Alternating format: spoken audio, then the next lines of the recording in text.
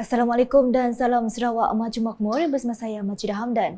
Tumpuan berita, Premier Sarawak Datuk Patinggi Tan Sri Dr. Abang Abdul Rahman Zuhari Tun Datuk Boh Openg telah menyaksikan pemeteraian perjanjian persefahaman MOU antara Sarawak Energy Berhad SEB dan Masdar dari Emirat Arab Bersatu UAE pada persidangan ke-28 pelbagai pihak COP28 di Dubai pada Rabu.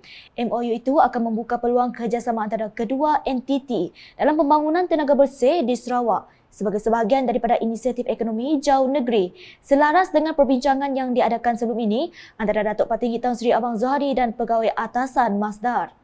Ketua Pegawai Eksekutif SEB Datuk Syarbini Suhaili telah menandatangani MOU tersebut bagi pihak SEB, manakala Masdar diwakili oleh Ketua Pegawai Eksekutifnya Muhammad Jamil Al-Ghamahi. Terdahulu, Datuk Patinggi Tan Sri Abang Zuhari dan Timbalan Premier Sarawak Datuk Amar Wan Tengah Ali Hassan mengadakan pertemuan ringkas dengan Masdar yang menyentuh mengenai beberapa perkara, terutamanya berkenaan prospek pelaburan Masdar dalam usaha Sarawak untuk menjadi hub serantau bagi tenaga bersih di Asia Tenggara. Masdar merupakan salah satu syarikat tenaga boleh diperbaharui terbesar di dunia dan merupakan peneraju hidrogen hijau yang telah meletakkan UAE di barisan hadapan dalam peralihan tenaga. Pada sebelah pagi, Datuk Patinggi Tan Sri Abang Zuhari mengetuai delegasi Sarawak ke mesyuarat dengan Mubadalah Investment Company sebagai sebahagian daripada misi pelaburan Sarawak ke UAE sebenar COP28. Ahli Jawatankuasa Mubadalah Dr. Bakhit Al-Khatari, Ketua Pegawai Eksekutif Syarikat Pelaburan Mubadalah Sheikh Mansur Al-Hamid dan Duta UAE ke Malaysia, Tuan Yang Terutama Dr. Mubarak Said Al-Dahiri antara pihak yang hadir pada mesyuarat itu. Mesyuarat berprofil tinggi itu menyentuh berkenaan perkongsian strategik antara Mubadalah dan Sarawak dengan tujuan meningkatkan kehadiran Sarawak dalam aspek huluan, pertengahan dan hiliran industri minyak dan gas dunia.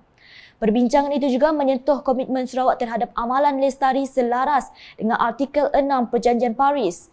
Turut hadir Setiausaha Kerajaan Sarawak Datuk Amar Muhammad Abu Bakar Mazuki, Timbalan Menteri Perdagangan Antarabangsa, Industri dan Pelaburan Sarawak Datuk Dr. Malcolm Muselamo, Timbalan Menteri Tenaga dan Kelestarian Alam Sekitar Sarawak Datuk Dr. Hazlan Abang Hibni serta ketua-ketua jabatan dan agensi kerajaan.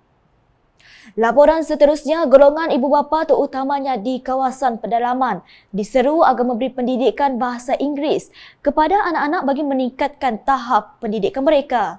Menteri di Jabatan Premier Sarawak Datuk Seri John Sikitaya berkata, ibu bapa harus mengambil peluang yang diberikan oleh kerajaan kerana tiada sekatan penggunaan bahasa Inggeris di negeri ini. Yang Sarawak, kita di Sarawak itu agi ngena jakuk putih, nada sekat. Lagi kita ngena banyak kur putih nada sekat ngena bahasa Malaysia magat tahu magang. So this is our chance.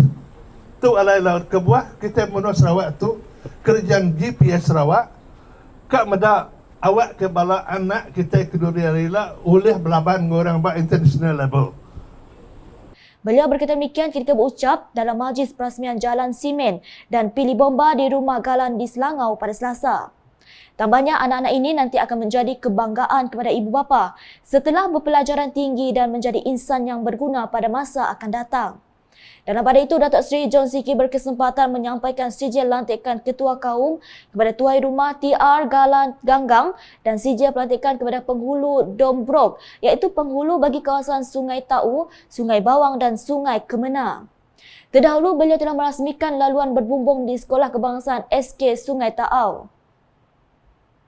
Seterusnya, penerbitan majalah Eko Pelancongan The Borneo High Destination siri pertama mempamerkan keunikan dan kisah kejayaan industri pelancongan di Padawan dan Mambung serta Sarawak secara keseluruhannya.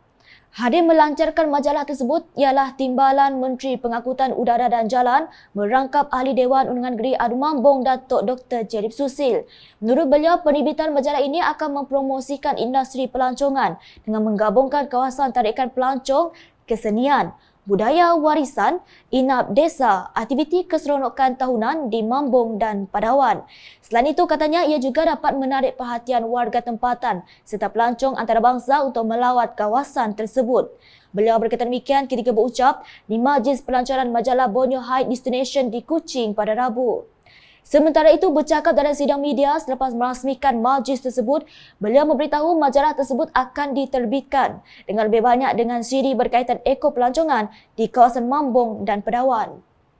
This is the first series, and we hope that more series will be coming, depending on what are the highlights of the area that we want to highlight.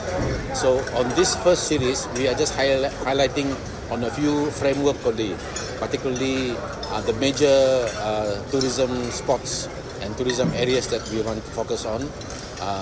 In this first series, we focus on the homestays, the camping site, the Pengoh Dam, and the Anhara East. All right. So these are the places that we want to promote for the time being.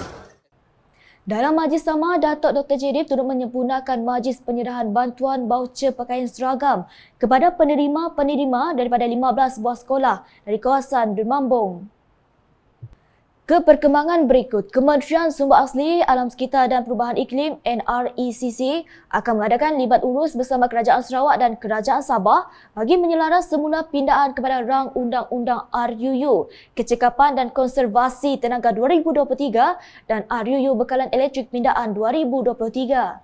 Ahli Dewan Negara Senator Datuk Ahmad Ibrahim memberitahu ia susulan daripada permohonan beliau bersama 7 ahli Dewan Negara lain dari Sarawak agar pindaan dibuat terhadap kedua-dua RUU setelah mendapati terdapatnya ketidakselarian terhadap hak yang sama diberikan kepada Sarawak seperti yang termaktub dalam Akta Suruhanjaya Tenaga 2001 dan Akta Bekalan Elektrik 1990. Jelasnya, beliau dimaklumkan bahawa NRECC telah memohon agar bacaan kali kedua buat kedua-dua RUU ditangguh pada sesi Dewan Negara kali ini. Menurut beliau, RUU Kecekapan dan Konservasi Tenaga 2023 ini telah diluluskan di Dewan Rakyat pada 10 Oktober 2023 dan pada dasarnya Ahli Dewan Negara Sarawak menyokong RUU yang digubal untuk menambah baik kecekapan penggunaan tenaga di Malaysia. Namun begitu, katanya, setelah salinan RUU tersebut diedarkan kepada Ahli Dewan Negara, penelitian mendapati bahawa RUU ini membenarkan Menteri NRECC untuk memanjangkan penggunaannya ke atas Sarawak. Tindakan ini adalah tidak selari dengan praktis terdahulu oleh Kerajaan Persekutuan iaitu seperti Akta Suruhanjaya Tenaga 2001 dan Akta Bekalan Elektrik 1990 di mana penggunaannya tertangguh kepada Sarawak, katanya dalam satu kenyataan media pada Rabu. Dalam pada itu, Datuk Ahmad serta Ahli Dewan Negara lain dari Sarawak menyambut baik usul penangguhan oleh pihak NRECC yang mengambil perhatian berkaitan kerisauan terhadap kelompongan ini yang terkait dengan kuasa autonomi Sarawak dalam bidang elektrik dan juga kepelbagaian sumber tenaga. Di Sebuyau pula, satu majlis penyampaian surat pelantikan dan sijil pendaftaran diadakan secara ringkas masing-masing bagi pelantikan semula 3 ketua masyarakat dan ketua kaum KMKK dan 53 jawatankuasa kemajuan dan keselamatan kaum KMKK di kawasan Sebuyau. 3 ketua masyarakat telah dilantik semula bagi tempoh 2 tahun bagi meneruskan tanggungjawab dan peranan mereka untuk memimpin masyarakat di kawasan masing-masing. Manakala sijil perakuan pendaftaran diberikan kepada 53 JKKK di mana kedua-dua penyerahan sijil tersebut telah disempurnakan oleh Wakil Pegawai Daerah Sebuyau Nur Fazirin Yusof di Bilik Mesyuarat Pejabat Daerah Sebuyau pada Rabu. Beliau memberitahu semua pihak yang dilantik harus bekerja kuat dan memberi komitmen yang tinggi kepada tugasan yang telah diamanahkan oleh rakyat dan kerajaan khasnya dari sudut pembangunan infrastruktur, sosioekonomi serta sosial demi kesejahteraan kampung. Justru, katanya, KMKK harus memainkan peranan penting sebagai ketua dalam JKKK yang menjadi penghubung antara kerajaan dengan rakyat termasuk pejabat kerajaan di kampung. Sekian edisi Tengah Hari bersama saya Majid Hamdan. Berita lebih lanjut boleh didapati di semua platform media sosial UKAS termasuk portal ukas.sarawak.gov.my dan UKAS channel di YouTube. Mengakhiri buletin UKAS edisi Tengah Hari ini dengan sorotan majlis pelancaran majalah Eko Pelancongan Borneo Heights Destination di Kuching pada Rabu. #Saluran Informasi Rakyat. Salam UKAS.